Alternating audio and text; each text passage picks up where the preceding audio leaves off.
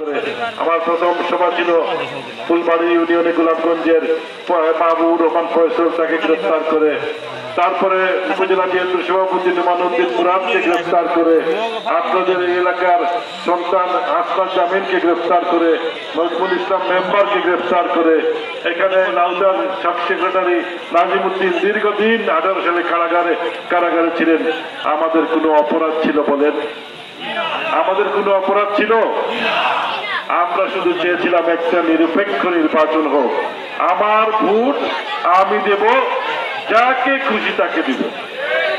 কিন্তু তারা, আপনারা জানেন, আমাদের উপর অত্যাচারের স্টিম রুলার চালিয়েছে। Steam ruler. আমরা 5টি বছর কোর্টে হাজিরা দিয়েছি। আমরা একটা শান্তিপূর্ণ সভা করতে পারি নাই, আমরা একটা মিলাদ মাহফিলে যেতে পারি নাই, আমরা ত্রাণ নিয়ে গেলে আমরা ত্রাণ কেড়ে নিয়ে গেছে পুলিশ। এই যে অসহনীয় অবস্থা থেকে আল্লাহ মুক্ত করেছেন, এই জন্য আমরা মহান আল্লাহর দরবারে শুকরিয়া আদায় করি। আলহামদুলিল্লাহ, আল্লাহ আমাদেরকে মুক্ত করেছেন। এখন আমাদের কি দরকার? এখন দরকার একটা সরকার, যে সরকার আমাদেরকে উন্নয়নের সরকার হবে, যে সরকার আমাদেরকে বাংলাদেশকে আত্মনির্ভরশীল জাতি হিসাবে বিশ্বের মানচিত্রে আমরা উঁচু করে বলবো আমরা বাংলাদেশি। কারণ আমার মুরব্বিয়ান যারা আছেন তারাও জানেন, শহীদ রাষ্ট্রপতি জিয়াউর রহমানের যে 4 বছরের শাসন আপনারা দেখেছেন, যে জিয়াউর রহমানের কবরে বর্ষিত হচ্ছে, সেই নেতার দল আমরা করি। ভাইরা আমার, জিয়াউর রহমানের প্রত্যেকটা দিন, আমি একটা ছোট্ট ঘটনা বলি আপনাদেরকে। আমাদের কিছুদিন আগে আপনারা জানেন যে আমরা দেখেছি যে জিয়াউর রহমান যখন একটা সভায় যাচ্ছিলেন, তো তার পাশে ছিলেন তৎকালীন বদরুদ্দোজা চৌধুরী সাহেব, তখন একটা মন্ত্রী ছিলেন। তখন এইরকম বৃষ্টি শুরু হয়েছে হঠাৎ করে, তো জিয়াউর রহমান খুব খুশি, বললেন, ডাক্তার সাহেব দেখেন কি সুন্দর বৃষ্টি পড়ছে। তো ডাক্তার সাহেব মনে করলেন মনে হয় বৃষ্টির একটা সৌন্দর্য আছে, ওটা মনে হয় উনি দেখতেছেন। উনি বললেন, জি প্রেসিডেন্ট, এত সুন্দর বৃষ্টি, এত সুন্দর পরিবেশ। বললেন, আপনি শুধু বৃষ্টির সৌন্দর্যটাই দেখলেন, আর কিছু দেখলেন না? এই যে বৃষ্টি আসতো, আমার গরিব দেশের 300 কোটি টাকার ডিজেল বেঁচে গেল। তখন এই ডাক্তার সাহেব বললেন, যে মানুষটি বৃষ্টির মধ্যে দেশের উন্নয়ন দেখে, সেই মানুষ হচ্ছে জিয়াউর রহমান। আমরা সেই জিয়াউর রহমানের অনুসারী। আপনারা জানেন, তারেক রহমান আগামী দিনের জিয়াউর রহমান। কেন বলছি? বিশ্বাস রাখুন, আপনারা ওনার বক্তব্য শুনেছেন, কিছুদিন আগে বিবিসি যে বক্তব্য দিয়েছে, এত সুন্দর বক্তব্য, কাউকে কোনো আঘাত করে কোনো কথা বলেন নাই, কোনো কটূক্তি করেন নাই, শুধুমাত্র বলেছেন যে বাংলাদেশের উন্নয়ন করবেন। কিন্তু ভারতকে হুঁশিয়ার করে দিয়ে বলেছেন, ন্যায্য পানির হিস্সা আমাদেরকে দিতে হবে। কাঁটাতারের আর ফেলানির লাশ দেখতে চাই না আমরা মাথা উঁচু করা জাতি। আমরা সীমান্ত হত্যা বন্ধ করতে হবে, তবেই আমাদের সাথে বন্ধুত্ব হবে, নতুবা আমরা কারো রক্তচক্ষু ভয় পাই না। আর আরেকটি দল ইসলামের নামদারি, তারা বলে কি, তারা ক্ষমতায় গেলে টাকা আছে, আমরা জাকাতের টাকা আপনাদেরকে দিব, আপনার দেশকে উন্নয়ন করে দিয়ে বলেছেন আমি 3 লাখ টাকা চাই না, আমার শ্রমিক নেই, আমার শ্রমিক সেখানে রেমিটেন্স পাঠাবে, আর বাংলাদেশ উন্নত হবে ইনশাআল্লাহ। সেই জিয়াউর রহমানের উত্তরসূরি হচ্ছেন তারেক রহমান। তাই 31 দফা কর্মসূচি আমাদেরকে দিয়েছেন। 31 দফা কর্মসূচি যদি বাংলাদেশে বাস্তবায়িত হয়, বাংলাদেশ উন্নত হবে। আমি কিছুদিন আগে আমার লন্ডনে একটা সভায় গিয়েছিলাম তারেক রহমান সাহেবের সাথে, সেই সভায় অংশগ্রহণ করার আমার সুযোগ হয়েছিল। সেটা ছিল আরাফাত রহমান কোকো টুর্নামেন্টের একটা পুরস্কার বিতরণী অনুষ্ঠান। সেই সময় তিনি বললেন, লন্ডনে যখন রাস্তা দিয়ে হাঁটেন, প্রতিটি এলাকায় যখন বাচ্চাদের খেলার মাঠ দেখা যায়, তিনি বলেন আমার হিংসা হয়, আমার দেশে সেই মাঠ নাই, আমাদের বাচ্চারা খেলাধুলা করতে পারতেছে না। তিনি বললেন, যদি নির্বাচিত হয়ে বাংলাদেশের সরকারের দায়িত্ব নিলেন, আর প্রত্যেকটি জায়গায় প্রত্যেকটি এলাকায় খেলার মাঠ করা হবে। তিনি আরো বলেছেন যে তিনি বিনামূল্যে উন্নত মানের বিদেশের মতো আমরা ডক্টর সার্জারি থাকবে প্রত্যেকটি ইউনিয়নে এবং সেখান থেকে উন্নত সেবা দেওয়া হবে, চিকিৎসা সেবা দেওয়া হবে। আজকে আমি সারাদিন দেখেছি, সকাল থেকে আমার আলীনগর এবং গোলাপগঞ্জ সদর ইউনিয়নকে নিয়ে একটা ফ্রি মেডিকেল ক্যাম্প করেছিলাম। আপনারা বিশ্বাস করবেন, সেই ক্যাম্পে কয়েক হাজার, প্রায় 2000-এর মতো লোক, আমাদের মহিলা, আমাদের শিশু, আমাদের বৃদ্ধরা সেখানে এসেছে। আমি জানি আপনারা চিকিৎসার জন্য অনেক কষ্ট হয়, আমাদের শিক্ষা ব্যবস্থা ভেঙে দিয়েছে, সবাই অটোপাস। এই অবস্থা থেকেও আমাদেরকে মুক্ত হতে হবে। আজকে আপনারা জানেন, আপনাদের এই মোল্লাপুরের সৌন্দর্য লুলুল নদী আজকে মাটি ভরাট হয়ে গিয়েছে। এই নদী খননের অভাবে আজকে বিলীন হয়ে গিয়েছে।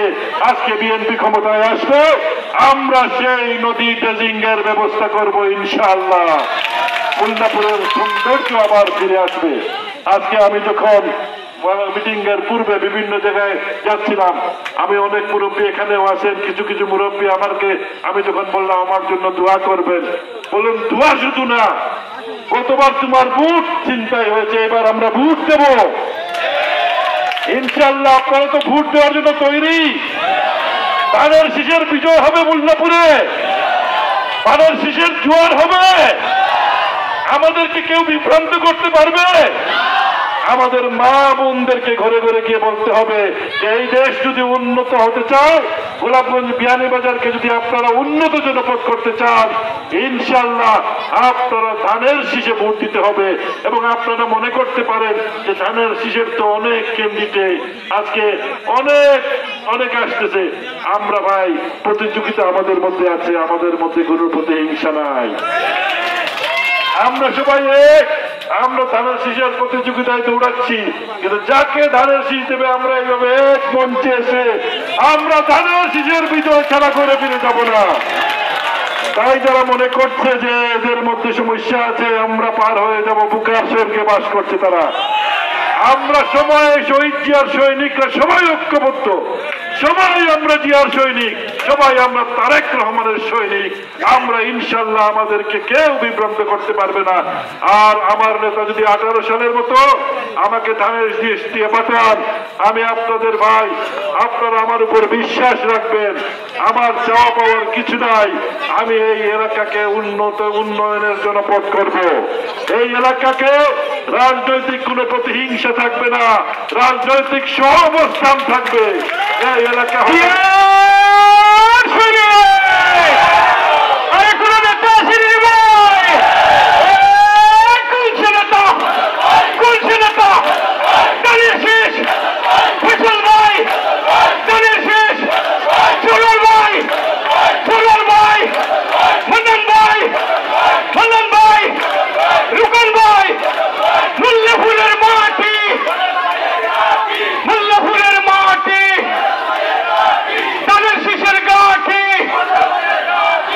মোল্লাপুরের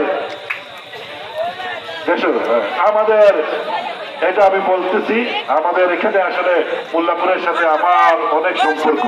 এখানকার আপনার প্রবাসী যে আব্দুল ওদুদ রুকন, সাবেক চেয়ারম্যান, আমার অত্যন্ত প্রিয়। আপনি দেখবেন 17 সালের আগে 13 সালে মিছিল করতেছি, রুকন আমার পাশে।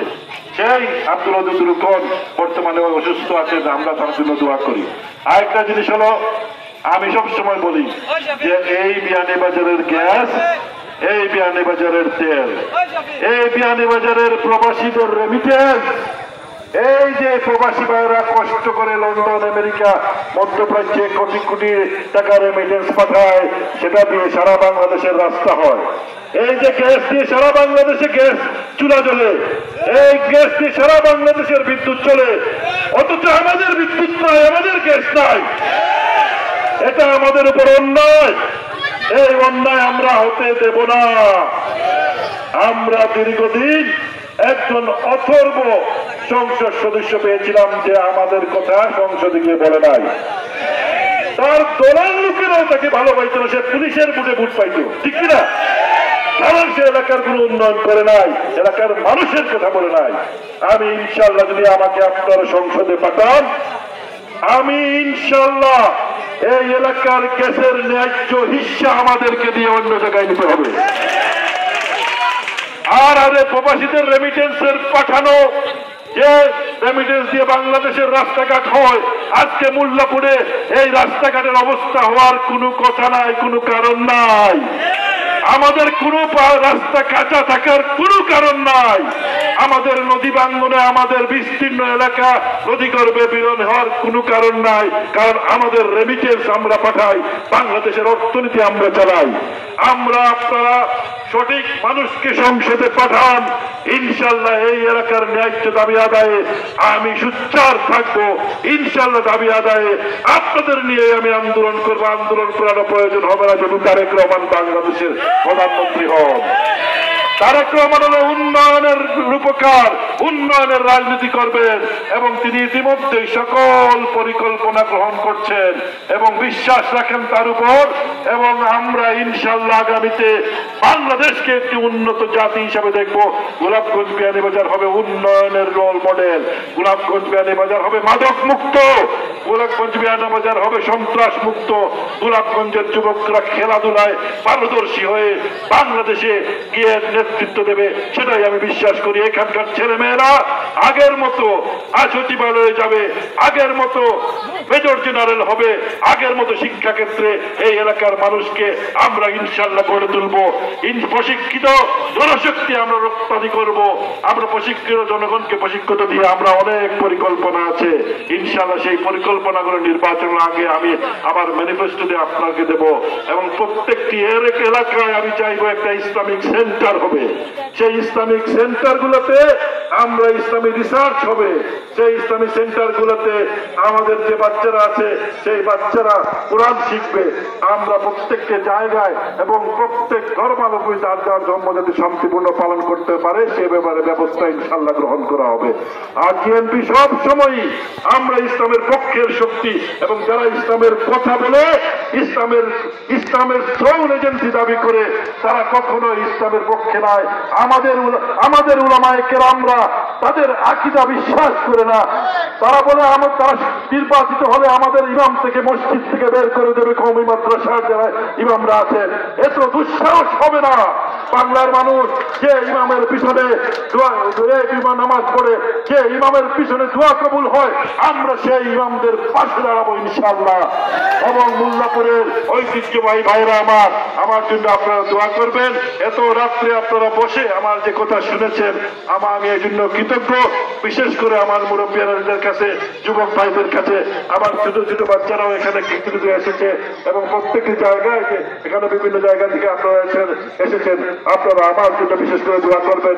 আমার নেত্রী বেগম খালেদা জিয়ার জন্য দোয়া করবেন। আচ্ছা, আমরা একটা ক্যাম্প করেছি আজকে, মেডিকেল ক্যাম্প। ইনশাআল্লাহ যদি আপনারা মনে করেন এই ক্যাম্পটি লাউতা মোল্লাপুরে করা দরকার, আমরা সর্বদা প্রস্তুত আছি। আমার প্রায় 20 জন ডাক্তার ছিলেন সেখানে। আমার নেতা তারেক রহমান বলেছেন বড় বড় শোডাউনের দরকার নাই, মানুষের কাছে পৌঁছতে হবে। তাই আপনারা আমাদের নেতার নির্দেশ পালন করতে হবে। এই শোডাউন গুলো মানুষ পছন্দ করে না। মানুষ পছন্দ করে আমরা যখন যাবো লিফলেট নিয়ে ঘরে ঘরে বুঝাবো, আমরা যখন মানবিক কাজ করব, আমরা যখন আমাদেরকে এই যে আমাদের ডাক্তার, আমি প্রায় 12 জন বিশেষজ্ঞ ডাক্তার ছিল, প্রায় 20 জনের মতো ডাক্তার দেখেছি আজকে এই আলীনগর ইউনিয়নে। ইনশাল্লাহ আপনারা বললে আমি সেটা এখানে আয়োজন করব এবং আপনারা সবাই ঘরে ঘরে কি 31 দফা কর্মসূচি আপনার বাস্তবায়নের জন্য আমরা ঘরে ঘরে পৌঁছে দেবেন। সে আপনাদের জন্য বিদায় নিচ্ছি। আসসালামু আলাইকুম ওয়া রাহমাতুল্লাহ ওয়া বারাকাতুহু।